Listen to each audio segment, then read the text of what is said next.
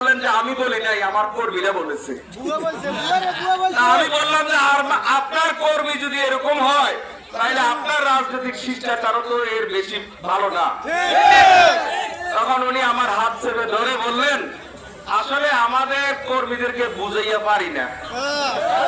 এখন আপনারাই বলেন, এই বাংলাদেশের জাতীয় রাজনৈতিক লিডার ডাক্তার সৈয়দ আব্দুল্লাহ মোহাম্মদ তাহের, আমি ওনাকে বলেছি যে কামরুল ভাই, আপনার সবচেয়ে সৌভাগ্য যে এইরকম একজন ব্যক্তির সাথে আপনি নির্বাচনে অংশগ্রহণ করতেছেন। উনি বলেছে এটাও ঠিক কথা বলেছেন। আমি আজকে বলতে চাচ্ছি, ওনার কর্মীদের যে শিষ্টাচার, যে কর্মকাণ্ড আর ওনার যে আচরণ, উনি এমপি নির্বাচন করার যোগ্যতা ওনার নাই। উনি উপজেলা নির্বাচন করতে পারে না।